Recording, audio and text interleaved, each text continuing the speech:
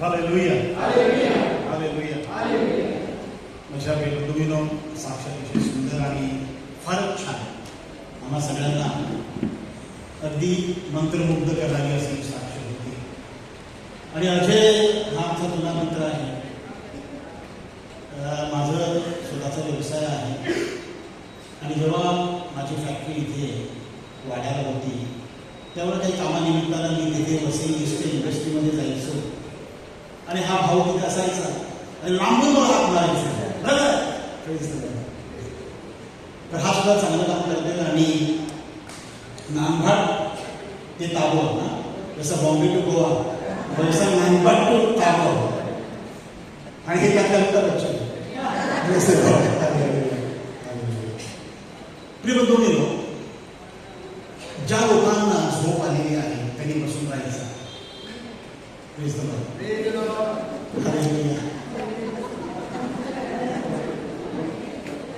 बरोबर होती. मी काय म्हटलं, ज्याला झोप आली तरी बसून राहायचं.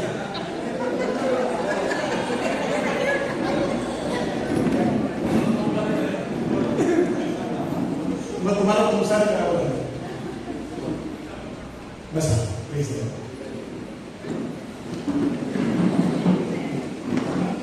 गेला संपूर्ण आठवडा मी एका विशेष कामामध्ये कर्मरत होतो आणि आज सकाळपर्यंत म्हणजे अगदी 11:30 आणि काय काम, तर आमच्या कॉलेजमध्ये समझोता मंडळ आहे आणि त्या समझोता मंडळाचा मी एक सदस्य आहे. ह्या समझोता मंडळामध्ये अनेक अशी प्रकरणं आलेली आहेत गावात.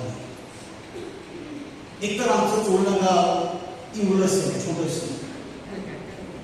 2000 पॅरिशनर्स नाही आहे, एवढं छोटस गाव, पण तरी सुद्धा जी प्रकरणं आहेत समझोता मंडळामध्ये, क्षुल्लक गोष्टी, साऱ्या गोष्टी, पण त्यामुळे सगळेजण हैराण झाले आहे. आणि मग कधी कधी वाटतं की आपण ख्रिस्ती आहोत, आपण ताबोरला जातो, आपण वेळाला जातो,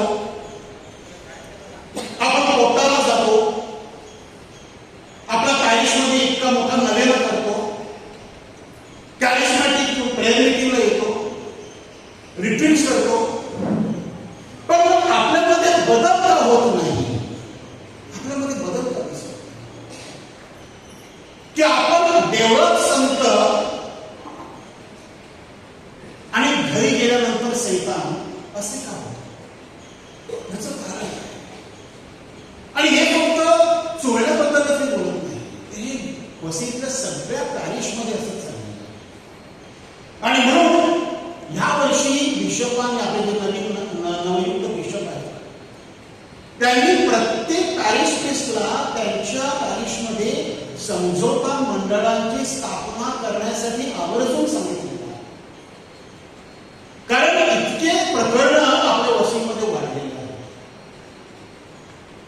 आणि मधल्या काळामध्ये, आणि मला वाटतं पावसाळ्याअगोदर जीवनदर्शन केंद्रामध्ये बिशपांनी आपल्या वसईच्या सेशन कोर्टमधून काही जजेस, न्यायमूर्ती आणि काही वकील आणि वसईतील नामांकित वकील अशा सगळ्यांना जीवनदर्शन केंद्रांमध्ये बोलावून आणि वसईतल्या सगळ्या समझोता मंडळाचे जे सदस्य आहेत त्यांच्यासाठी एक शिबिर ठेवलं. म्हणजे इतकी परिस्थिती आपल्याकडे वाईट झाली.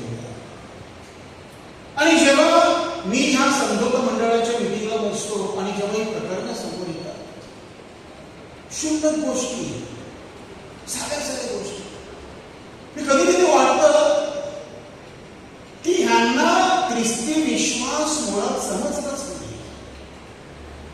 हे फक्त नावासाठी देवळात जातात. ह्यांचं फक्त नाव डिसोजा गोन्साल्विस रॉड्रिग्स आहे म्हणून हे ख्रिस्ती. बाकी ह्यांच्यामध्ये ख्रिस्ती कुठल्याही प्रकारची मूल्य नाही आणि ख्रिस्ताचे कुठलेही गुण यांच्यामध्ये नाही. 2 भाऊ, 2-3 प्रकरण मी तुम्हाला सांगतो. 2 भाऊ लहान काळापासून एकत्र वाढलेले आणि त्यांना वाढवण्यासाठी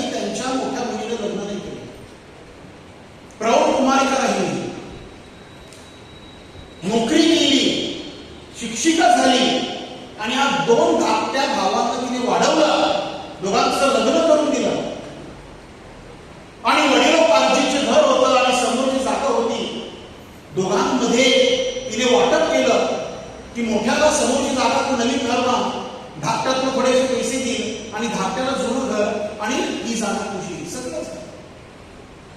पण जेव्हा या दोघांनी नवीन घर बांधायला सुरुवात केली, त्या दोघांमध्ये इतकी भांडणं जुळली, इतकं भांडण दोघांमध्ये की वाटेल त्या शिव्या भाऊ भावाला घाणेरड्या शिव्या. म्हणजे कोणाचा विश्वासही बसणार नाही की हे दोघे खरे भाऊ आहेत, देवळात जाणारे आहेत, ख्रिस्ती आहेत. आणि आज कित्येक वर्ष एकमेकांशी बोलत नाही, बाजूबाजूला राहतात. दोघांचं कॉमन कंपाऊंड आहे. त्याला मी सांगितलं मोठ्या भावाला, का तुझं आणि तुझ्या भावामध्ये सगळे होत नाही? आणि त्याने मला सगळं मोठं पुराण सांगितलं. शुल्लक गोष्टी. आज सकाळी जिथे मी काउन्सिलिंगसाठी बसलो होते घरामध्ये, ती एक विधवा आहे, विधवा स्त्री. तिच्या नवऱ्यानं घरात आणलेली दुसरी पत्नी पहिल्या पत्नीची मृत्यूनंतर, आणि ह्या स्त्रीला त्याने घरामध्ये आणलं, दुसरं विवाह केलं. पण घरामध्ये त्याच्याकडे दत्तक मुलगी होती, तिच्याविषयी त्याने ह्या स्त्रीला घरात ठेवलं. आणि जेव्हा ती लग्न करून घरात आली आणि मुलीला पाहिलं, विचारलं, म्हणे नाही नाही, ती इथे तात्पुरतं आहे, लग्न करायचं आणि तिला पाठवून द्यायचं. त्या मुलीनं तिला कधी आई म्हणलं नाही आणि या आईनं तिला कधी मुलगी मानली. आणि थोड्या दिवसांमध्ये, थोड्या वर्षांनंतर तिचा तो नवरा, त्याला डिमेन्शिया झाला, विसराळूपणा आला आणि त्यामधून आणखी त्याचा रोग बळावला आणि त्याचं सगळं घाण त्याची करायची. म्हणजे तो त्याला भांडत नसायचं की त्याला पहिले आलेला आहे म्हणून, त्याला लग्न आलेले, त्याला भांडत नसायचं. सगळं आपल्या कपड्यामध्ये, सगळं खाटेमध्ये. आणि ही त्याची दुसरी पत्नी, तिने सगळी त्याची घाण काढली. आणि मग काही दिवसानंतर, काही महिन्यानंतर तो मला, आणि आता त्या मुलीचं पण लग्न झालं. पण आता ती मुलगी म्हणते ही माझी आई नाही, ही घरातून गेली पाहिजे. आणि ती म्हणते ही माझी मुलगी नाही, माहेरी येता कामा नये. आणि इतकं दोघांचं भांडण जुंपलंय माझ्या प्रिय बंधूंनो, गावभर झालेलं आहे. आणि त्यामध्ये तिसऱ्याच नातेवाईकांनी ते जे पैसे आहेत त्याची धमाल लावलेली आहे. लाखो आणि करोडो रुपयांची प्रॉपर्टी आहे. परंतु आज घरामध्ये कोर्टाच्या केसेस आहेत, एकमेकांवर FIR आहे, पोलीस स्टेशनमध्ये केसेस आहेत. आणि ज्या काही फिक्स्ड डिपॉझिट्स आहेत त्या सगळ्या बँकांमध्ये कोर्टानं फ्रीज केलेलं आहे. आणि ही जी विधवा राहते त्या घरामध्ये एकटी, तिला त्याचा फक्त 10,000 रुपये पेन्शन मिळते. त्या 10,000मध्ये तिने तिचा सगळा उदरनिर्वाह करायचा आणि तिचे जे मेडिसिन आहेत आणि तिचा जो मेडिकल खर्च आहे ते सगळं तिने करायचं. कसं शक्य? 10,000. अशी गुंतागुंतीची प्रकरण असते. आणि अशा वेळेला जेव्हा आपण म्हणतो की आपण ख्रिस्ती आहोत, कितीतरी वर्षापासून आपण ख्रिस्ती आहोत, आपण देवळात जाणारी लोक आहोत, मग एक प्रश्न पडतो की आपल्यामध्ये वाढ का झाली नाही? अजून आपण बाळकडू ख्रिस्ती का आहोत? बाळकडू ख्रिस्ती, लहान बाळ का आहोत विश्वासामध्ये? अजून आपण जे आध्यात्मिक मोठं अन्न आहे, आध्यात्मिक ज्या भाकऱ्या आहेत, आध्यात्मिक जे मांस आहे, ते अजून खाण्यासाठी आपल्या तोंडामध्ये दात आले नाही. अजून विश्वासाचे फक्त दुधाचे दात आपल्या सगळ्यांमध्ये आहे. आणि लहान बाळासारखं अजूनही आपण विश्वासामध्ये बाळकडू पित आहोत. अजून आपण दूध पिणारी बाळकं आहोत. आणि म्हणून लहान सहान गोष्टींमध्ये आपण कोर्टामध्ये धावतो. लहान सहान गोष्टींमध्ये भाऊ भावावरती, बहीण आईवरती आणि भाऊ बहिणीवरती आज केस करते. आणि अशा वेळेला प्रिय बंधू भगिनींनो, जे वचन आपण वाचलं पाहिजे ते आहे कलस्यकरा संत पौलनं पाठवलेलं पत्र, अध्याय 2 आणि वचन 6 ते 7. कलस्यकरा 2, 6 आणि 7. जर जी लोक इथे रिट्रीटसाठी आली असतील तर माझी अपेक्षा आहे ते हे वचन इतर मोबाईलमध्ये किंवा त्यांच्या नोटबुकमध्ये लिहून घेतील.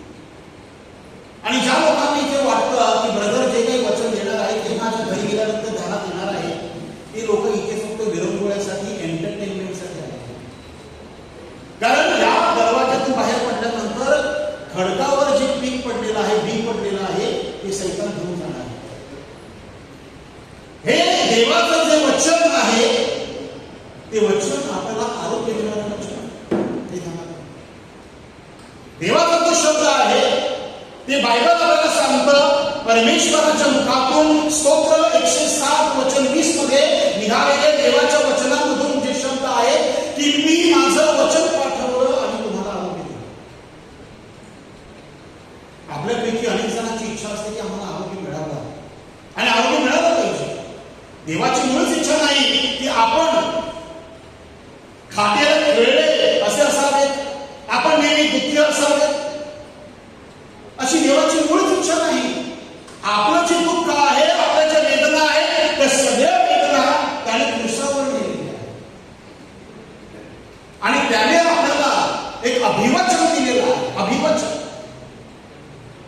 योहान 10:10 मध्ये प्रभू येशू म्हणतो की मी आलो आहे तुम्हाला जीवन देण्यासाठी आणि विपुल जीवन देण्यासाठी आलेलो आहे. विपुल जीवन. छप्पन फाड़ के तुम्हें देने के लिए मैं आया हूं. जे मलाखीच्या ग्रंथामध्ये अध्याय 3 वचन 10 मध्ये परमेश्वर म्हणतो तुम्ही माझ्यावर विश्वास ठेवा, मी तुमच्यासाठी आकाशाच्या खिडक्या उघडीन. आकाशाच्या खिडक्या जेव्हा परमेश्वर उघडतो, स्वर्गाच्या खिडक्या जेव्हा परमेश्वर उघडतो, तेव्हा आपल्या पदरामध्ये आपण गोळा करू शकत नाही इतक्या प्रकारचा आशीर्वाद देव आपल्याला देत असतो. पण ते स्वीकारण्यासाठी आपल्याकडे ती चादर असली पाहिजे. ते स्वीकारण्यासाठी आपल्याकडे इतका मोठा पदर असला पाहिजे. तर देव जे देतो ते स्वीकारण्यासाठी आपण पात्र ठरतो. आणि म्हणून कलस्यकरास पत्र अध्याय 2 आणि वचन 6 आणि 7 मध्ये संत पौल कोलोसे इथल्या लोकांना संत पौल सांगतो की ज्या येशू ख्रिस्ताला तुम्ही स्वीकारलेला आहे त्या येशू ख्रिस्ताच्या त्याच्या शिकवणुकीमध्ये त्याने तुम्हाला जे मार्गदर्शन केलेलं आहे त्या येशू ख्रिस्तामध्ये तुम्ही चालत राहा. आणि हे वचन आपल्या प्रत्येकासाठी आहे. जर आज आपण म्हणत आहोत की मी ख्रिस्ताला स्वीकारलेला आहे, मी ख्रिस्ती आहे, येशू माझा प्रभू आहे, मग आपल्याला त्या ख्रिस्तामध्ये चाललं पाहिजे. We should abide in him. प्रभू येशू योहान 15:5 मध्ये सांगतो की मी द्राक्ष वेल आहे, तुम्ही फांद्या आहात, तुम्ही माझ्यामध्ये राहा, मी तुमच्यामध्ये राहील, म्हणजे तुम्ही विपुल असं फळ द्या. You abide in me, to be abide, to abide in Jesus. Yeshu मध्ये राहणं. आणि हे आपल्याला मार्गदर्शन संत पौल करत आहे की तुम्ही ज्या येशूला स्वीकारलेला आहे त्यामध्ये त्याच्या मागे तुम्ही चालत राहा आणि त्या येशूमध्ये तुम्ही मुळावलेले असे व्हा. मुळावलेले, तुम्ही रूटेड इन जीसस, मुळावलेले असले पाहिजे. आज आपण छोटस असं वारं आलं, छोटीशी अशी हवा आली तर आपण पडून जातो. अनेक अशी ही निसर्गामध्ये छोटी छोटी अशी झाडं असतात की त्याचं जे मूळ असतं ते खोलवर जात नाही, ते वरवरनं असतं. आणि जेव्हा एखाद्या झाडाचं जे मूळ असतं ते खोलवर जात नाही, जमिनीमध्ये जात नाही, आणि मग एक हवा आली, एक छोटस वादळ आलं की ते झाड पडून जातं. आज आपल्या श्रद्धेमुळे आपली श्रद्धा इतकी उथळ आहे, our faith is so shallow की छोटंसं वादळ आलं, छोटंसं भांडण झालं की आपण परमेश्वराच्या मार्गावरून दूर जातो. आपण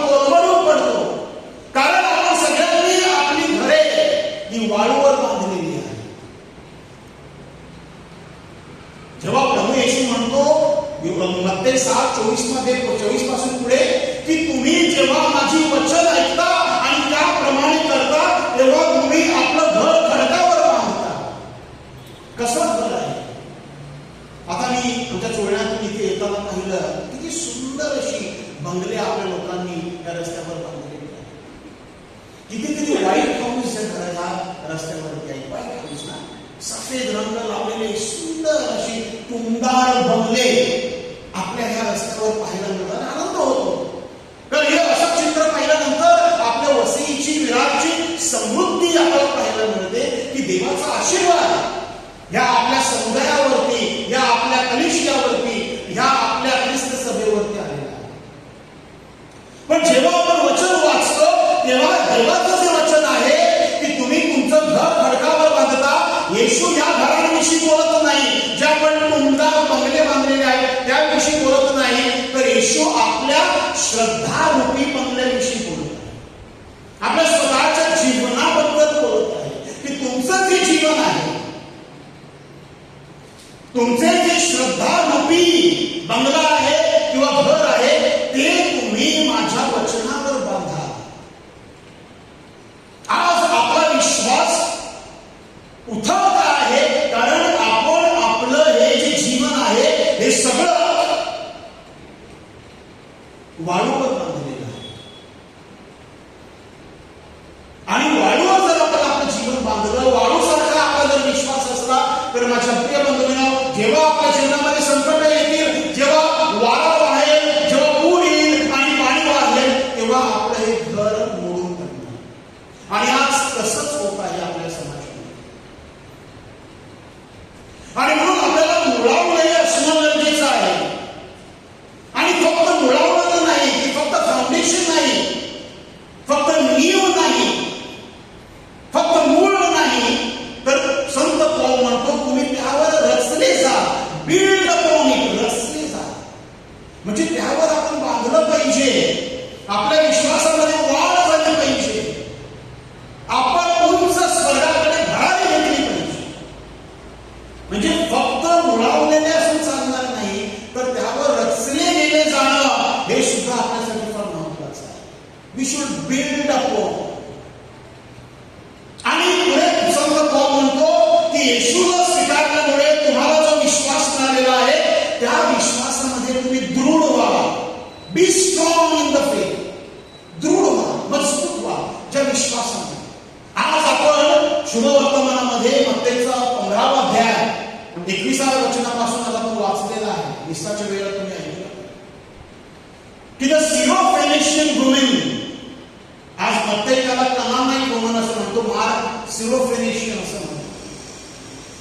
सोर आणि सिदोन, सोडोम अँड टायर, हे कुठे आहे? इस्रायलच्या बाहेर आहे. प्रिय बंधूंनो, आजचा उतारा, हे जे वाचन आज आपण पाहिलं विसा बलिदानामध्ये, ही संपूर्ण येशूच्या प्रेषित कार्यामधली एकच अशी वेळ होती जेव्हा येशू इस्रायलच्या बाहेर गेला. फक्त the one and only one instance when Jesus stepped out of Israel. हे जे सोर आणि सिदोन जे आहेत, हे लेबनन मध्ये आहे. लेबनन मध्ये आता जो लेबनन वरती इस्रायलचा जे युद्ध सुरू होता, तुम्ही ऐकलं असेल, the city of Tyre has been bombarded by Israel. हे लेबनन देशामधले दोन त्या काळी समुद्र किनाऱ्यावर असलेली फार मोठी शहर आहे, सोर आणि सिदोन.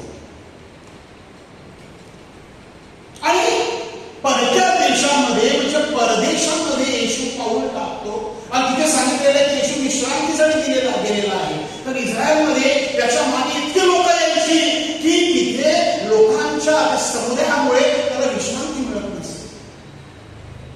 तर आपल्या प्रेषितांना शिकवण्यासाठी, जणू काही त्यांची रिट्रीट घेण्यासाठी येशू इस्रायलमधून बाहेर जातो. आणि तिथे गेल्यानंतर ही जी कनानी स्त्री आहे, ही स्त्री त्याच्या मागे लागते. माझ्या मुलीला बरं करा, माझ्या मुलीला बरं करा. आणि येशूला तिथे काही करायचं नव्हतं. येशूला तिथे शिक्षण दिलं नव्हतं. येशूने तिथे कुठे चमत्कार केले नव्हते. येशू तिथे विश्रांतीसाठी गेला होता. आणि जेव्हा ही स्त्री त्याच्या मागे लागते, प्रथम त्या प्रेषितांनी तिला तिला घालविण्याचा प्रयत्न केला. निघून जा, निघून जा, आमच्या पण येऊ नको. पण तिने येशूविषयी ऐकलं होतं. जरी ती परकीय स्त्री होती, ती एवढी नव्हती, ती परराष्ट्रीय होती, तरी पण ती येशूविषयी ऐकून होती की हा देवाचा पुत्र आहे आणि ह्याला शक्य काहीच नाही. माझी मुलगी जी भूतानं पछाडलेली आहे, माझ्या पछाडलेल्या या मुलीला फक्त हाच बरं करू शकतो, याच्याशिवाय माझ्या मुलीला दुसरा कुठलाही पर्याय नाही. माझी मुलगी मरून जाणार हे तिला पक्क ठाऊक होतं. दिस इज माय ओनली ऑप्शन. हा माझा फक्त एकमेव पर्याय आहे, ह्याशिवाय दुसरा पर्याय नाही. जर ह्याने माझ्या मुलीला बरं केलं नाही तर माझी मुलगी मरणार. दिस इज द लास्ट स्टेप. आणि म्हणून ती जळून राहिली. तिने येशूच्या मागे जायचं सोडलं नाही. प्रेषितांनी खूप प्रयत्न केले, परंतु ती येशूच्या मागे आली. प्रेषितांनी सोडून दिलं. येशू सांगितलं, येशू घालून दे तिला, आमचं ऐकत नाही. येशू तिला सांगितलं, तू जा, आम्ही इथे कुठल्याही कार्यासाठी आलो नाही, तू जा, निघून जा, तुझा माझा काही संबंध नाही. पण तरी पण ती स्त्री जात नाही. आणि शेवटी येशू असा शब्द तिला वापरतो की तो शब्द कुठल्याही माणसाला जर आपण वापरला तर एक तर तो माणूस आपलं डोकं फोडेल, नाहीतर तो माणूस तिथून निघून जाईल. दोनच गोष्टी करू शकतो. येशूनं त्या बाईसाठी पुत्र हा शब्द वापरला. घरच्या मुलांची भाकर काढून ती कुत्र्यांना घालणं ही योग्य नाही. म्हणजे indirectly Yeshu called her a dog. आणि अशा वेळेला समोरचा माणूस जो असतो, मी सांगितल्याप्रमाणे त्या तो काय करतात, एकतर जो त्याला कुत्र म्हणाला त्याला तर डोकं फोडणार किंवा तिथून रागाने निघून जाणार. पण त्या स्त्रीनं येशूला जे उत्तर दिलं, माझ्या प्रिय मित्रांनो, this is the most beautiful answer मी माझ्या जीवनामध्ये आतापर्यंत ऐकलेला आहे आणि वाचलेला आहे. एक सामान्य स्त्री असं नाही की ती एकदम उच्च शिक्षित होती, उच्च पदस्थ होती. No, she was a simple woman, साधी बाई. आणि साधी बाई येशू सारख्या मोठ्या रब्बाईला, मोठ्या शिक्षकाला जे उत्तर तिने दिलं की मेजावरनं खाली पडलेले तुकडे घरची कुत्री खात असतात. काय प्रचंड उत्तर आहे, भारताचं उत्तर आहे. काय हा विश्वास आहे. आज हा जो सिरोफेनिशियन कनानी बाईंचा जो विश्वास आहे, या विश्वासाचा आदर्श सगळ्या ख्रिस्ती लोकांना घेणं गरजेचं आहे. आज आपल्याला प्रभू येशू ख्रिस्त जन्मत मिळतो आणि दुःख आहे, हा येशू आपल्याला जन्मत मिळाल्यामुळे आपण त्याला गृहीत धरलेला आहे. We have taken Jesus for granted. कारण तो आपल्याला फुकट मिळालेला आहे, जन्मत मिळालेला आहे, वारसा हक्क म्हणून मिळालेला आहे. आणि मग कधी कधी मला वाटतं हे जे बाळ बाप्तिस्मा आहे ते बंद केले पाहिजे. पूर्वी नसायचे, हे ख्रिस्त सभेमध्ये नंतर आलेलं आहे. पूर्वीच्या ख्रिस्त सभेमध्ये बाळ बाप्तिस्मा वगैरे काही नव्हतं. वयात आल्यानंतर तुझी इच्छा असेल ख्रिस्ती व्हायचं वयात आल्यानंतर, तर मग ते शिक्षण, धर्म शिक्षण घ्यायचं 2 वर्ष 3 वर्ष, आणि मग त्यानंतर बाप्तिस्मा होते, प्रौढ बाप्तिस्मा व्हायचं. हल्ली आपण बाळ बाप्तिस्मा घेत असल्यामुळे आपली जी मुलांची वाढ होते, तरुणांची वाढ होते, आणि मग कालांतरानं तेच तरुण प्रौढ होतात. माझ्या प्रिय बंधूंनो, त्यांच्यामध्ये हा विश्वास उठाण आहे. त्यांना येशूमध्ये कळतच नाही. आणि म्हणून कोण सांगतो की तुम्ही मुळावलेले असा. पूर्वीची ख्रिस्त सभा अशी नव्हती. आज ख्रिस्त सभेवर थोडे अत्याचार झाले की बंद करा, प्रार्थना बंद करा, हे बंद करा, ते बंद करा, बाप्तिस्मे बंद करा, असं मला सांगण्यात येतं. घाबरत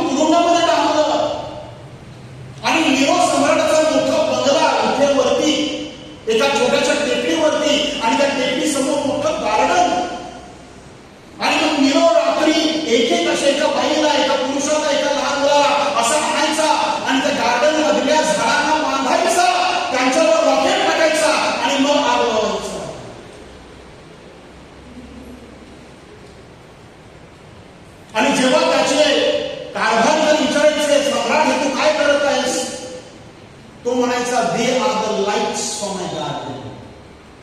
माझ्या वाटिकेसाठी, माझ्या गार्डनसाठी ते दिवे आहेत म्हणे. परंतु या पहिल्या ख्रिस्ती लोकांनी आपली श्रद्धा सोडली नाही.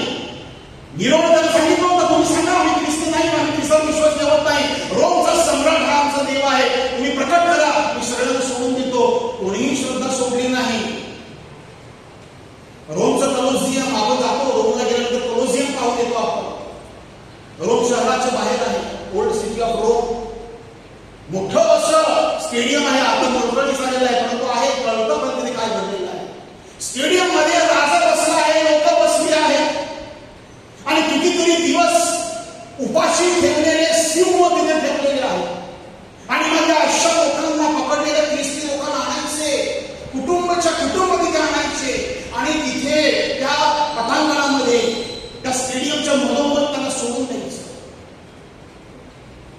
आणि मग उपाशी ठेवलेले सिंह त्यांच्यावर सोडायचे.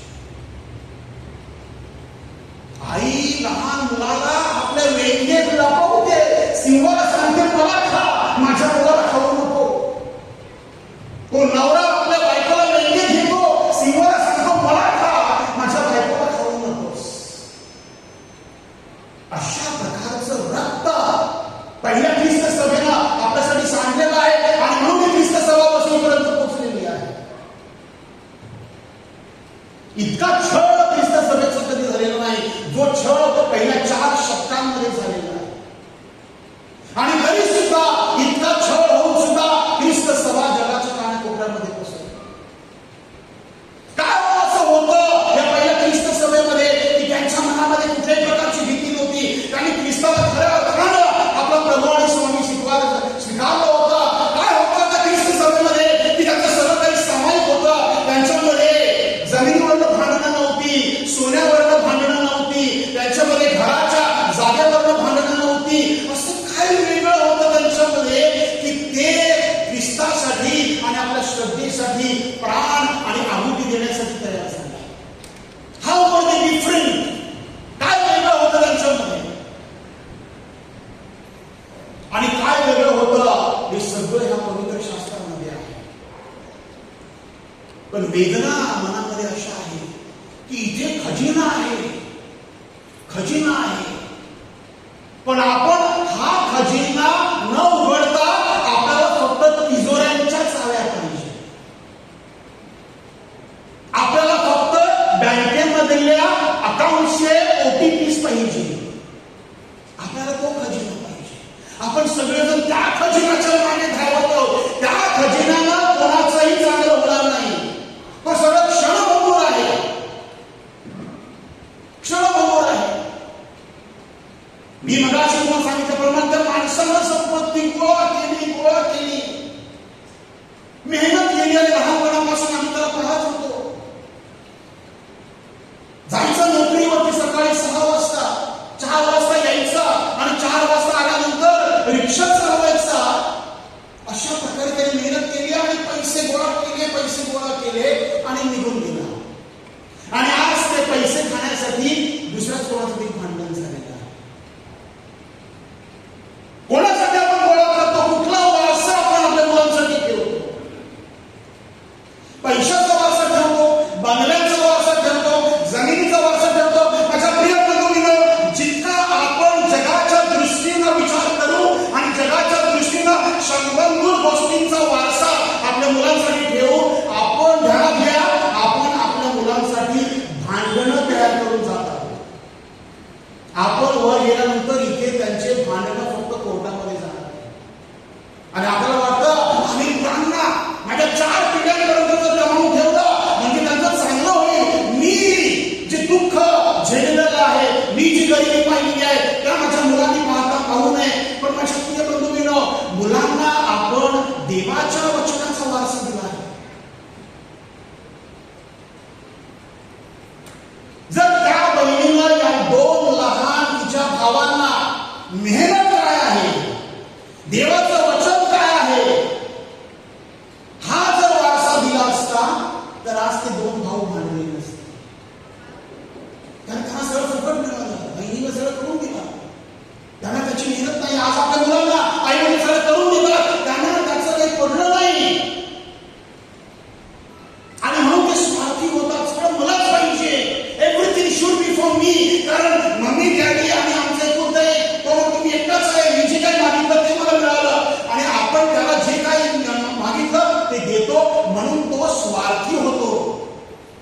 तो दुसऱ्याबरोबर शेअरिंग करत नाही, हे आपण समजायला पाहिजे.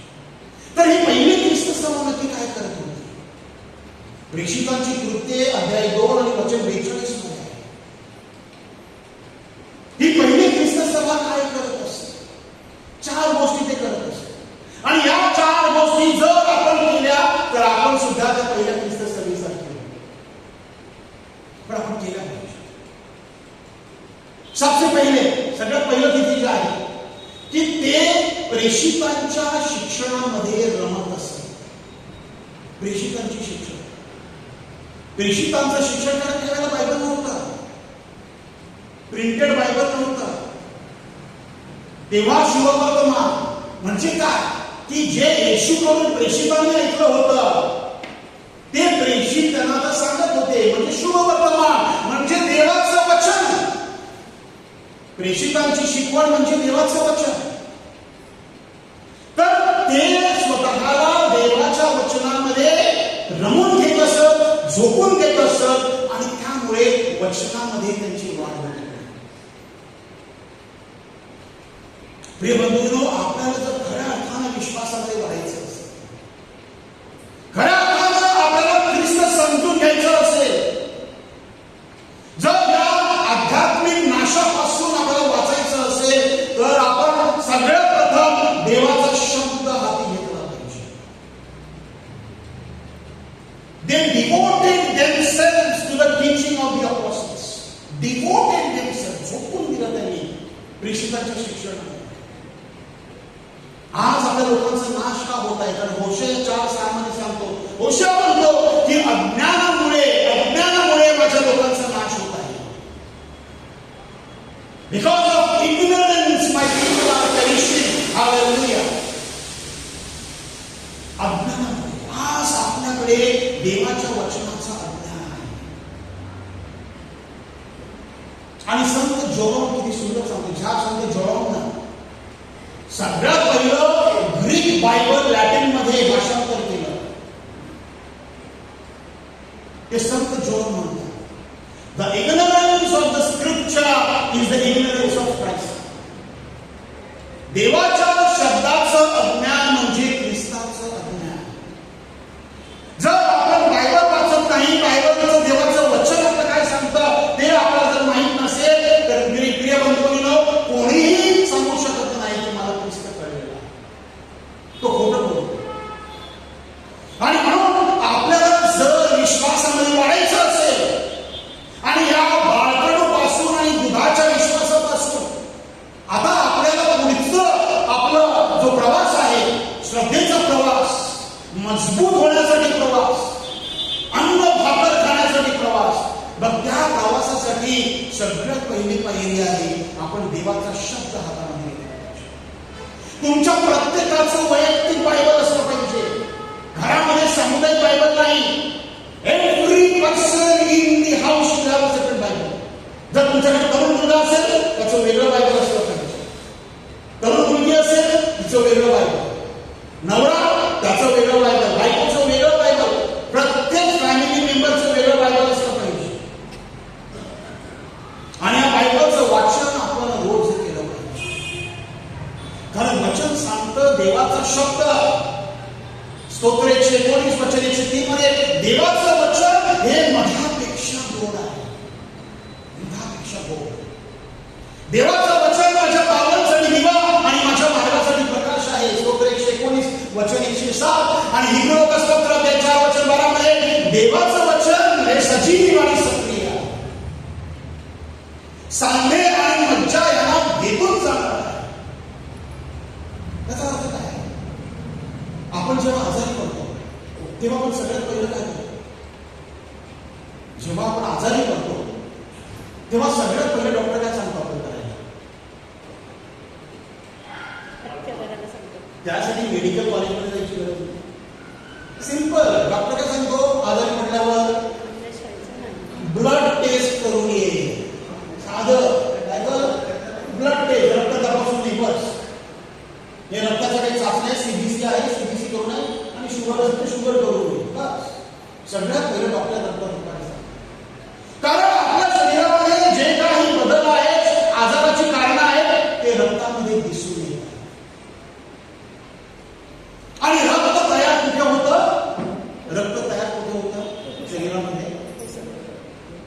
In the bone marrow. Marrow, bone marrow. आपण जेव्हा मस्त उंची इथे ना नाळाला इथे मी ऐकले मटन चांगलं फेमस आहे ना, मटणासाठी फेमस. मग मटणासाठी आपण जेव्हा जातो तेव्हा काय सांगतो आपण, एक दोन काय काय त्याच्यामध्ये नळ्या नळ्या आलं का, नळ्या का, नळ्या का त्याच्यामध्ये. आणि मग नळ्या आपल्या त्या जेवणामध्ये आल्यानंतर आपण ते कसं खातो,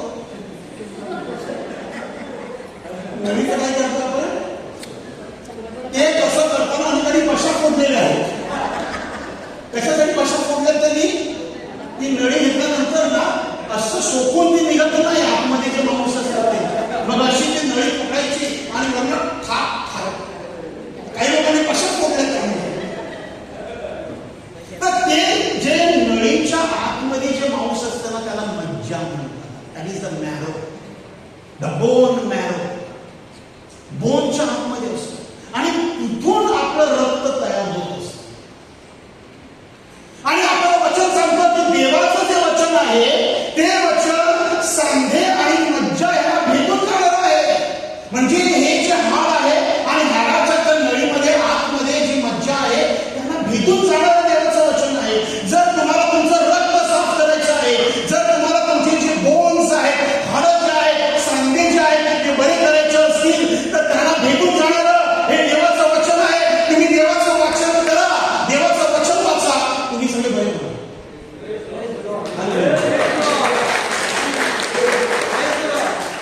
तर देवाचं वचन सत्य असतो. तर 33 वचन 4 मध्ये सांगितले देवाचं वचन सत्य आणि देवाचं कार्य विश्वसनीय. देव खोटं बोलत नाही. तर माझ्या प्रिय देवाचं वचन आपलं आहे.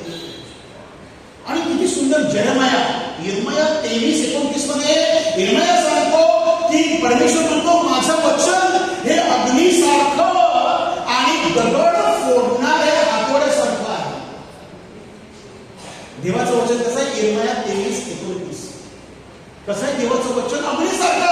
म्हणजे आपल्या जीवनामध्ये जो काही अंधकार आहे, जी भीती आहे, आपल्या जीवनामध्ये जे काही संकट आहे, आपल्याला जो डर आहे, तो सगळं अंधकार जाळून टाकणारं असं अग्नीसारखं देवाचं वचन आहे. आणि आपल्या जीवनामध्ये मोठे पत्थर जे आहे, मोठे मोठे जी दगडं आहेत, मोठे मोठे असे माझ्या प्रिय बंधू डोंगर आहे, ते डोंगर फोडणारं देवाचं वचन आहे. परमेश्वर म्हणतो माझं वचन हे हातोड्यासारखं आहे, ते दगडांचे तुकडे तुकडे करणारं माझं वचन. म्हणजे आपल्या जीवनामध्ये जेव्हा वादळ येतात, आपल्या जीवनामध्ये जेव्हा संकट येतात, तेव्हा ते सगळं फोडण्याची ताकद हे फक्त देवाच्या वचनामध्ये आहे. दुर्दैवान काय ना की आपण आपल्या श्रद्धेमध्ये भक्ती जास्त करतो. भक्ती, डिवोशन, ह्याची नवेना, त्याचा नवेना, हे ते. मी नवेनाच्या विरुद्ध नाहीये. भक्ती आणि वचन, वचन पहिला पाहिजे, भक्ती नंतरची आहे. We cannot be devotees, we have to be disciples. फक्त भक्त होऊन चालणार नाही आपल्याला, तर आपल्याला शिष्य होण्यासाठी पाचारण केलेलं आहे. आणि म्हणून येशू द ग्रेट कमिशन मत्ते 18:19 मध्ये सांगतो की जा संपूर्ण जगाला सुवार्ता द्या आणि त्यांना माझे शिष्य बनवा, त्यांना माझे भक्त बनवा. असं नाहीये की वचन असं नाहीये गो and make devotees for me, not devotees, go and make disciples. शिष्य बनवा. आणि शिष्य होण्यासाठी देवाचं वचन, आणि हेच ती पहिली ख्रिस्त सभा करत होती. म्हणून सिंहासमोर जाण्यासाठी त्याला भीती वाटत नव्हती. म्हणून त्या झाडाला बांधल्यानंतर आता आपल्याला जाळणार त्याची त्याला भीती वाटत नव्हती. त्याला माहित आहे येशू ख्रिस्त, कारण दिसत असेल येशू ख्रिस्त, बायबलमध्ये लिहिलं नाही, पण मला खात्री आहे त्याप्रमाणे स्टीफनला दिसतं. स्टीफनला जेव्हा धोंडमार करण्यात येत होती तेव्हा स्टीफनने पाहिलं आकाश उघडलेला आहे आणि येशू ख्रिस्त देवाच्या उजवीकडे बसलेला आहे. जेव्हा आपण रक्त साक्षी होतो तेव्हा ख्रिस्त आपल्या समोर उभा होतो. सब डर भाग जाता है, सगळी जी भीती आहे ती निघून जात असते. दुसरं ते काय करत होते, त्यांच्यामध्ये सहभागी झाले. सहभागिता, फेलोशिप. आपल्याला वाटतं सहभागिता कशा करायची? प्रिय बंधूंनो, देवाचं वचन जितकं महत्वाचं आहे तितकं ख्रिस्ती श्रद्धेमध्ये सहभागिता महत्वाची आहे. Fellowship is important like the word of God. पण सहभागिता आपण विसरलो. ख्रिस्त सभा सुरुवातीपासून आपल्याला सहभागितेसाठी सांगितलं, म्हणून आपल्यासाठी पॅरिश केलेले आहे. म्हणून आपल्याला नेहमी बिशप सांगतात की संडेची जी मिसा असते पॅरिश मध्येच तुम्ही ऐकावी, पॅरिशच्या बाहेर सहसा जाऊ नका. अतिशय महत्वाचं असेल तर जा, पण सहसा तुमची पॅरिशची मिसा नाही चुकवायची.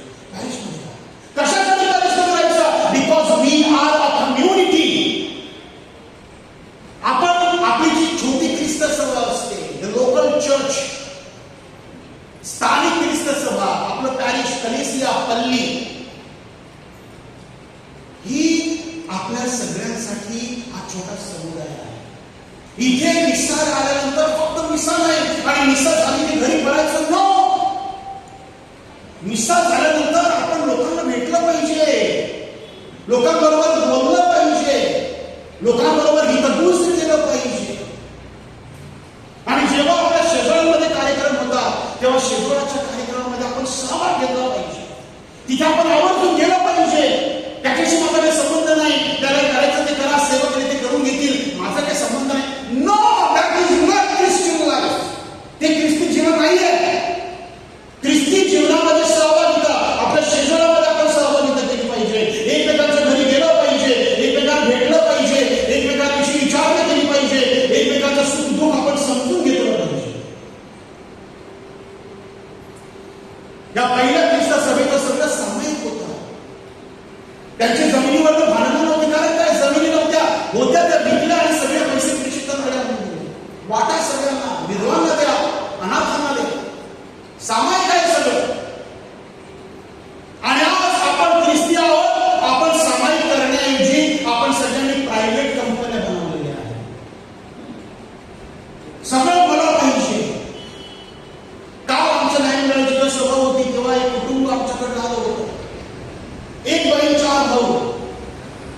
त्या बहिणीला आईचे सगळे दागिने घेऊन गेले. आईने तिला घर बांधण्यासाठी 11 गुंठ्याचं घर दिलं. तिथे तिने घर बांधलं आणि आता आईची फक्त 15 गुंठे जमीन उरली आहे. त्यामध्ये आता फक्त 4 भाऊ.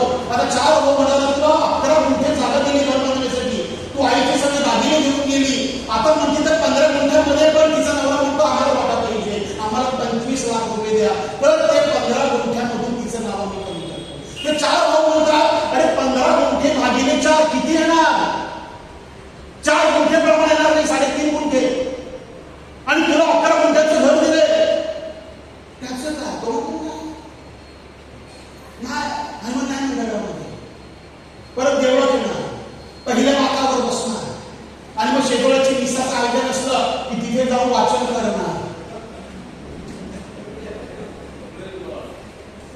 आणि त्याकडे एक 2 प्रसेवक पण आहे, कम्युनिटी देण्यासाठी पण उभे राहतात. काय चाललंय, काय चाललंय? तर सामुदायिक फेलोशिप कशासाठी आहे की आपले एकमेकांबरोबर चांगले संबंध असतात. भाऊ भावाच्या घरी गेला पाहिजे, बहीण भावाच्या घरी गेली पाहिजे, बहीण माहेरी गेली पाहिजे. आपलं सगळं चांगलं असतं. त्यामुळे सहभागिता फार महत्वाची. काही लोक सांगतात आम्ही सोय नाही करत, आम्ही सोय नाही करत. आमच्याकडे बालती नसलं, आमच्याकडे गोंसार असलं की आम्ही कुठेतरी जाऊन अनाथालयामध्ये करतो. अरे अनाथालय द्या तुम्ही, तुम्हाला कोणी थांबवलेलं आहे? गरिबांना द्या. पण तुमची सगळी सोय आहे, तुमचे जे गावकरी त्यांना पण द्या, त्यांच्या बरोबर सुद्धा एकत्र या. कारण ख्रिस्त आपल्याला सांगतो की तुमच्यामध्ये ही सहभागिता असली पाहिजे. जर आपण सोहळे साजरे नाही केले, साक्रामेंट साजरे नाही केले, आपली लोक, गावातील लोक एकत्र न आली तर उद्यापर्यंत त्यांचे परकीय होऊ. आपण सगळेजण बेटासारखे राहू. कोण कोणाला बोलणार नाही. तर तू मला बोलवत नाही, मी तुला बोलवत नाही. पेचान कोण, देवळात आल्यानंतर पेचान कोण, कारण लोक ते बाजूला होते. ते आज बोरगाव मधल्या इकॉनॉमिक टाइम्स मध्ये मी वाचलं, बोरगाव आणि या मोठ्या शहरांमध्ये उंच बिल्डिंग, 90 माळ्याच्या बिल्डिंग, 50 माळ्याच्या बिल्डिंग. आणि त्या बाईची साक्ष ती म्हणते की आमच्या बिल्डिंग मध्ये कोण कोणाला ओळखत नाही.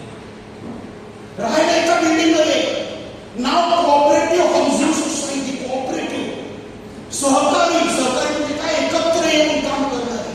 कोण कोणाला ओळखत नाही, सगळे एकल कोंडे बनलेले आहेत. जर आपण हे असे सोहळे साजरे करण्याचं थांबवलं, आपण एकल कोंडे बनू. पण याचा अर्थ असा नाही की आपण वाटेल कसे साजरे करावे ना, लिमिट आहे. पण एकत्र आलं पाहिजे. महत्वाचा मुद्दा काय आहे, एकत्र आलं पाहिजे आणि एकमेकांबरोबर सहभागिता केली पाहिजे. म्हणजे बंधू, फार महत्वाचं आहे की ख्रिस्ती श्रद्धेमध्ये आपल्याला जर ख्रिस्ती श्रद्धा टिकवायची असेल तर आपण एकत्र येण्याचं थांबवता कामा नये. जी हिब्रू लोकांपत्र अध्याय 10:25 मध्ये सांगितलेलं आहे, आपण प्रेयर मीटिंग मध्ये एकत्र आलं पाहिजे. इथे प्रेयर मीटिंग आहे, प्रेयर ग्रुप चालतो आहे, प्रेयर ग्रुप चालू काय, नांदाचं प्रेयर ग्रुप आहे, नंदाकाचा प्रेयर ग्रुप आहे. प्रेयर ग्रुप मध्ये या, मिसाला या, एकत्र या. हिब्रू लोकांपत्र 10:25 मध्ये आपल्याला तो लेखक सांगतो की तुम्ही एकत्र येण्याचं थांबवू नका. Don't stop meeting. तर एकमेकांना बोध करा. जेव्हा आपण कम्युनिटीमध्ये येतो, आपण समाजामध्ये येतो, आपण एकमेकांना साक्ष दिल्या तर बहिणीला किती सुंदर साक्ष. त्यामुळे आपल्याला बोध मिळतो, आपल्याला प्रेरणा मिळते. We are inspired. जेव्हा आपण एकमेकांना साक्ष सांगतो, एकमेकांना वचन देतो. आता एक बाई मला कुठे भेटली की मला थोडंसं भीतीसारखं वाटतं, मी तिला देवाचं वचन दिलं. परमेश्वर म्हणतो मी तुझा उजवा हात धरला आहे, तू भिवू नको, मी तुला सहाय्य करेन. कोण सांगणार आपलं वचन? फेमस सांगा मला. मी फंटास्टिक. उभे राहा, जोरात टाळ्या वाजवा. आपण यशाला एकमेकांना वचन करू. परमेश्वराचं वचन आपल्याला आहे. प्रिय बंधू, तर सहभागिता, एकमेकांना आपण बोध करू शकतो, एकमेकांना आपण मदत करू शकतो. कोण आजारी असेल त्याच्या भेटी नसेल, गरीब असेल तर मदत करा, सहकार्य करा. तिसरं तिथे महत्वाचं आहे की पहिलं प्रेषितांची शिकवण, दुसरं सहभागिता आणि तिसरं ते भाकर मोडण्यामध्ये तत्पर असं. भाकर मोडणं म्हणजे काय? ख्रिस्त शरीर संस्कार. पवित्र शास्त्रामध्ये जिथे जिथे संदर्भ आहे भाकर मोडणं म्हणजे त्यावेळेला ते मिस्सा बलिदान मध्ये सहभागी व्हायचे. मिस्सा बलिदान, ख्रिस्ताचं शरीर, हे माझ्या स्मरणार्थ करा. येशूने आपल्याला आज्ञा दिलेली आहे. अनेक जण प्रोटेस्टंट्सकडे जातात आणि प्रोटेस्टंट आहे ते मिस्सा बलिदान बायबलमध्ये लिहिलेलं नाही. अरे लिहिलेलं आहे. लूक शुभवर्तमान 22:21 मध्ये पहा, ख्रिस्ताने सांगितलं, त्याने द्राक्षरस वर केलं, आभार मानले, सांगितलं हे माझं रक्त आहे, हे नवीन कराराचं प्रतीक आहे, हे माझ्या स्मरणार्थ करा. Do in remembrance of me आहे बायबलमध्ये. पण आपल्याला बायबलच माहित नाही. आणि जर कोणी सांगितलं लूक उघड रे, तू उत्पत्तीपासून सुरुवात करा, तर लूक कुठे माहितच नाही. लूक उघडायला वेळ to look you don't know. ते बघू योहानाचं शुभवर्तमान अध्याय 20 आणि वचन 21 मध्ये सांगितलेलं आहे, येशूने त्याच्या प्रेषितांना सांगितलं, जे काही तुम्ही ज्या कोणाची तुम्ही क्षमा या पृथ्वीवर कराल स्वर्गात क्षमा केली जाईल, आणि जी काही तुम्ही तशीच ठेवाल पापा ती वरती स्वर्गात तशीच केली जाईल.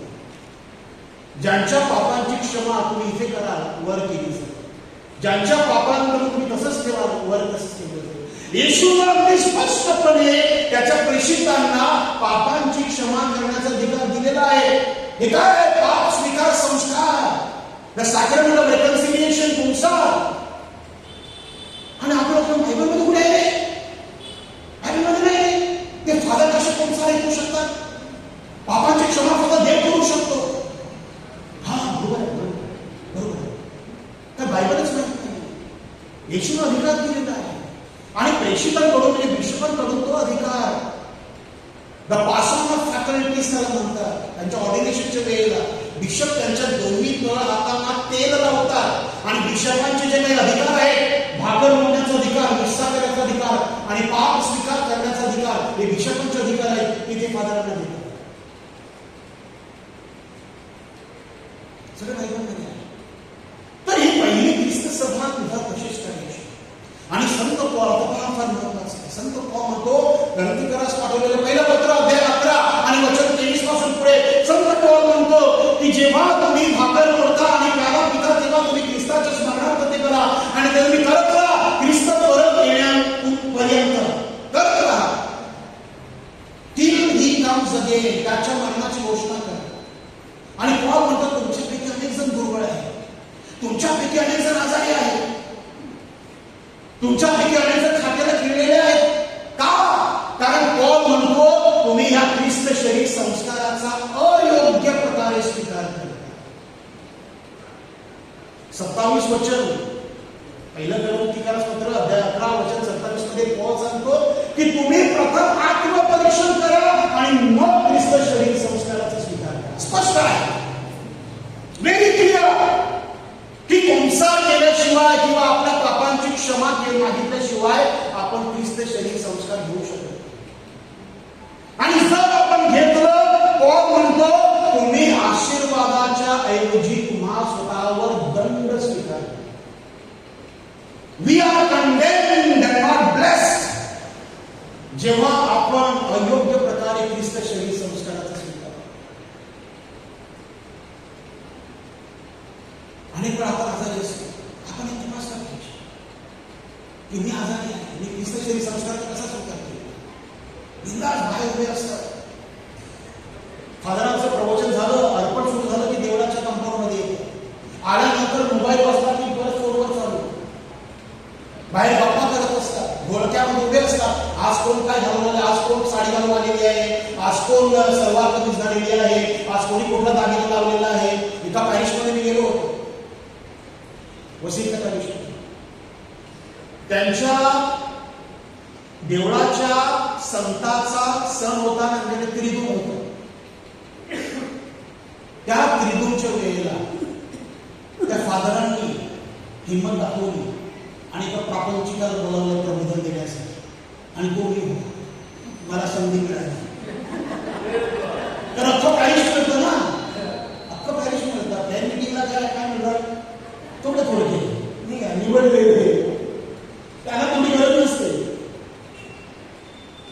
पण हे शेरडे मेंढर असतात ना, ते जेव्हा मिळतात तेव्हा मजा येते. आणि त्या वेळेला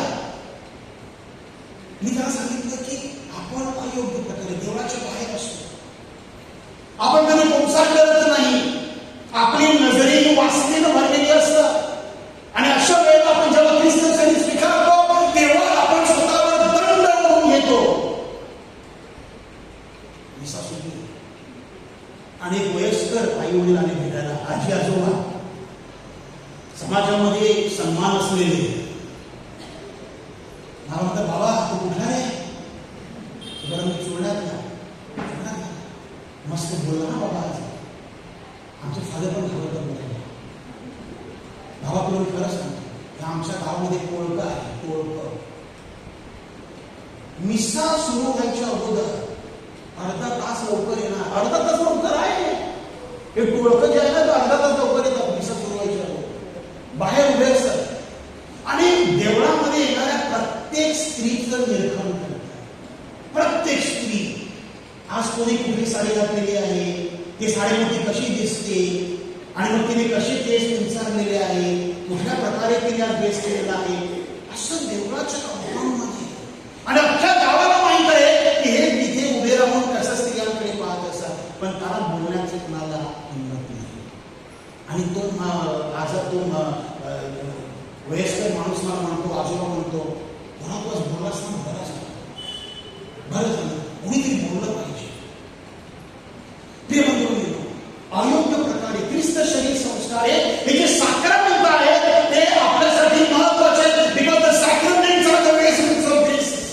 साक्रमेंट हे आपल्यासाठी कृपेची भांडार आहे, वेसल्स ऑफ ग्रेस. तर ते भाकर मोठ्या तत्पर असतात. आपण कितीतरी दिवस विचार करतो, आपण मिसा बलिदानामध्ये असतो, आपल्याकडे जे रुग्णभंग संस्कार आहे, आपल्याला वाटतं की ज्यावर विजा मिळालेली आहे ना त्यालाच ते द्यायचं. ज्यावर विजा मिळालेली आहे ना, स्वर्गाची विजा, त्यालाच तो संस्कार द्यायचा. आणि काही लोकांना संस्कार दिला तर वापरे चालू. पण तसं नाहीये. तो एक संस्कार आहे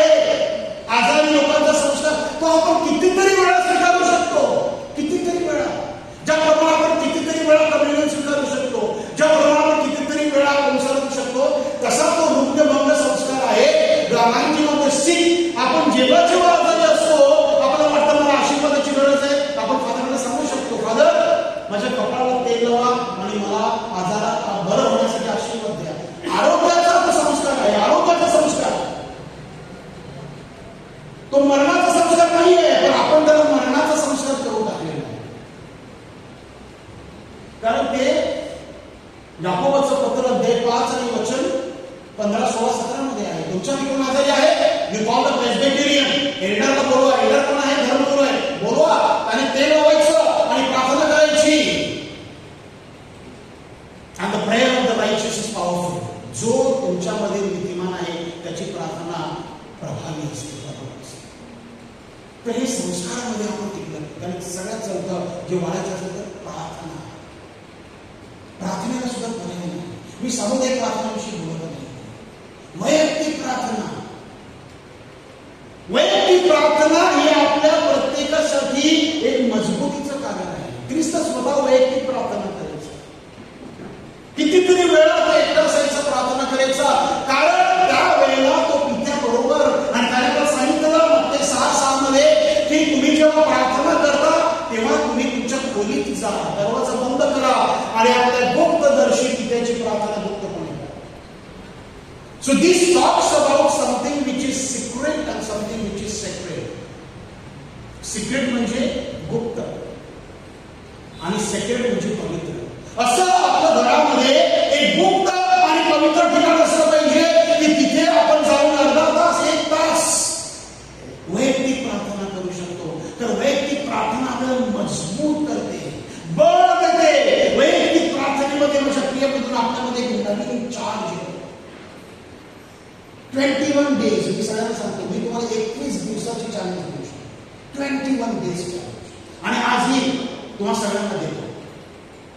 21 दिवस सलग सातत्यानं कन्सिस्टंटली तुम्ही अर्धा तास किंवा 1 तास एका गुप्त ठिकाणी जिथे कोणच नाहीये, सगळं बंद आहे, फक्त तुम्ही आणि देव. 21 दिवस तुम्ही अशी प्रार्थना करा. चॅलेंज आहे. 21 दिवसानंतर तुम्हाला तुमच्या जीवनामध्ये चमत्कार ओपन करा. 21 डेज चॅलेंज. आणि दुसरं 21 डे चॅलेंज आहे फास्टिंग. उपवास करायला आपण विसरतो. आणि दुर्दैवानं कॅथलिक ख्रिस्त सभेमध्ये 2 उपवास ऑफिशियल अधिकृत कधी गुड फ्रायडे आणि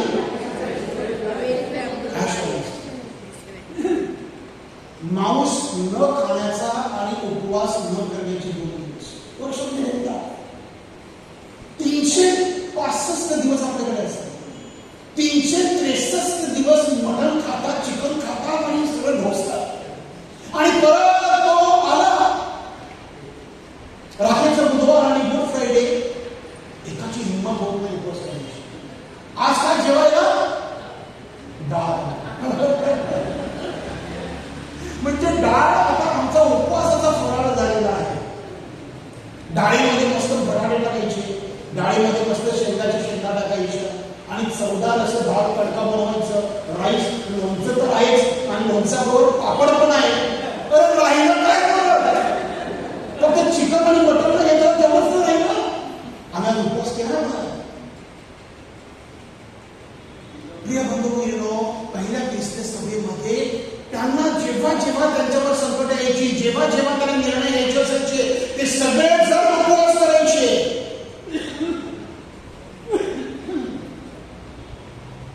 आणि ह्या उपवासामध्ये प्रचंड ताकद आहे. मी तुम्हाला सांगतो, तुम्हाला जर तुमचा अध्यात्म वाढवायचा असेल, जर तुम्हाला वाटत असेल की देवाचं ते सामर्थ्य, तो पवित्र आत्मा माझ्यामध्ये आला पाहिजे, तर देवाचं वचन सगळ्यात पहिलं सहभागिता, तिसरं साक्रामेंट आणि चौथं प्रार्थना आणि उपवास. हे 4 दगड आहेत, पिलर्स आहेत, अँकर्स आहेत आपल्या श्रद्धेचे. हे 4 जर आपण व्यवस्थित पाळले आपल्या जीवनामध्ये, प्रिय बंधूंनो, तुमच्या श्रद्धेला तोड राहणार नाही. You will be powerful Christians. तुमच्यामधून ते तेज असं बाहेर येत राहील. तुम्ही कोणाच्या डोक्यात हात करून प्रार्थना केली तो बरा होणार. तुम्ही दुष्ट शक्तीला आज्ञा केली, निघून जा. प्रभू येशूच्या नावात आज्ञा करतो, निघून जाणार. कारण प्रभू येशू ख्रिस्त मार्क शुभवर्तमानामध्ये अध्याय 16 आणि वचन 17 आणि 18 मध्ये सांगतो की विश्वासणारे जे आहेत, विश्वास ठेवणारे जे आहेत, त्यांच्यामध्ये पुढे चिन्ह दिसतील. आपण विश्वासणारे आहोत ना.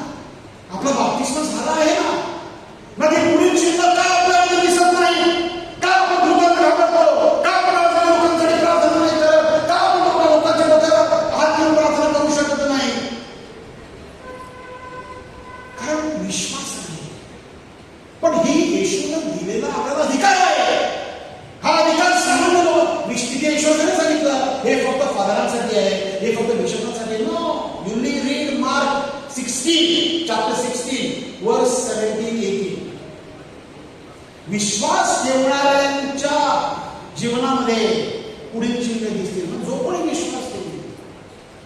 आणि म्हणून आज आपण माझ्या प्रिय बंधूंनो प्रभू येशूच्या नावाने प्रार्थना करू शकतो.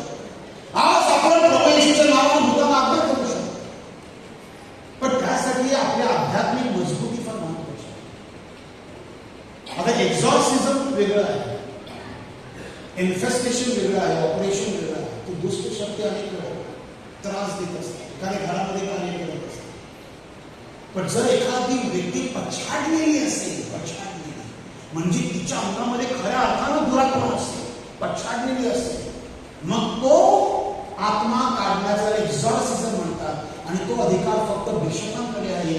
आणि जर बिशपाने एखाद्या फादरला त्यासाठी नेमलेलं असेल तर तो फादर करू शकतो. एक्झॉर्सिझम, पछाडलेली, पोझेशन. अनेक जण असतात पोझेस्ड, त्यांची डोळे अशी वेगवेगळे असतात, ते अशा भाषा बोलतात की त्यांनी कधी बोलल्या नाही. आणि एका वेळेला 10 माणसांना मारण्याची ताकद त्यांच्यामध्ये असते. समजा हा पछाडलेला. पण आजारी लोकांसाठी प्रार्थना, असे दुरात्म्यांनी असे सतावलेली जे लोक असतात त्यांच्यासाठी प्रार्थना आपण करू शकतो. आणि अशा प्रकारे जर आपल्या श्रद्धेमध्ये वाढ झाली तर माझ्या प्रिय खऱ्या अर्थानं संपूर्ण जग ख्रिस्ती होऊन जाईल. आज उलट झालेला आहे. ते लोक आपल्याला सांगतात घर वापस आणतात. उलट आपल्याकडे पाहून ते आपल्यामध्ये आले पाहिजे. ह्याच्यामध्ये काहीतरी वेगळं आहे. काय हे ताकद नाही, ह्याच्यामध्ये किती शक्ती आहे, हे कशी एकत्र आहे, ह्याच्यामध्ये कुठे भांडण नाही, ह्यांचं कसं सगळं चांगलं आहे. पहिल्या ख्रिस्त सभेमध्ये का लोक त्यांना येऊन मिळत असत? कारण त्यांच्यामध्ये ही चिन्ह दिसत होती. आज आपल्यामध्ये ही चिन्ह दिसायला लागली की प्रश्न निघतो, कोणाकडून नाही रे, बंद करा, बंद करा. ख्रिस्त सर्व वाढणारच नाही. जे आले ते पण परत झाले. एका डायसिस मध्ये, महाराष्ट्राच्या डायसिस मध्ये गेलो, शेवटचं एक तुम्हाला साक्ष देतो. उपवासकाळी विक्री देण्यासाठी वसई महाराष्ट्राच्या डायसिस मध्ये गेलो. आणि जेव्हा मी बिशपाने विचारलं किती लोक आहेत तुमच्या डायसिस मध्ये, संपूर्ण डायसिस मध्ये धर्म प्रांतामध्ये फक्त 15,000 आहेत. म्हटलं आमच्या वसई एका पॅरिश मध्ये आहे 15,000. अख्ख्या डायसिस नाही विलास असं नाही. पूर्वी इथे होते 35,000 होते. पण गेल्या 10-15 वर्षांमध्ये सगळे परत गेलेले आहे. आता फक्त 15 उरलेले आहे. छोड प्रिय बंधूंनो, आपण ख्रिस्त सभेची घटक आहोत. ख्रिस्त सभा हे ख्रिस्ताचं शरीर आहे. आणि जिथे ख्रिस्ताचं शरीर आहे तिथे ख्रिस्त आहे. आणि म्हणून त्या ख्रिस्ताला आपण ओळखलं पाहिजे, त्या ख्रिस्तावर आपण विश्वास ठेवला पाहिजे. आपलं जीवन आपण त्या ख्रिस्त रूपी खडकावर बांधलं पाहिजे. आणि आपण त्या ख्रिस्तामध्ये मिळवले पाहिजे. आपण डोळे बंद करू आणि आपण स्वतः प्रश्न विचारले की मी इथे कशाला आलेली आहे, मी इथे कशाला आलो आहे, ह्या पसायदानाच्या ह्या सेंटरमध्ये मी कशाला आलो आहे, माझा हेतू काय आहे.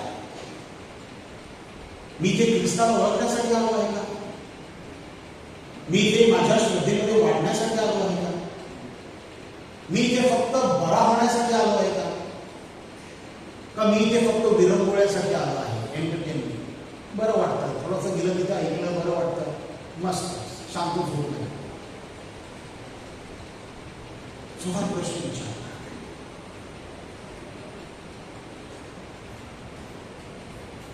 आणि प्रभूकडे प्रार्थना करतो, प्रभू मला तू हवा आहेस,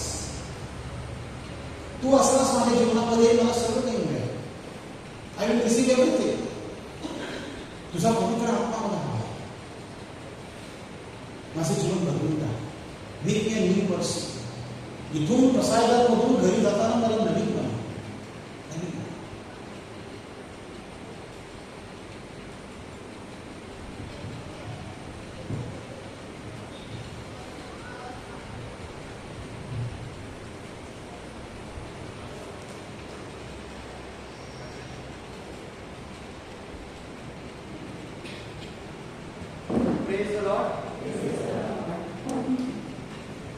praise the Lord. Praise the Lord.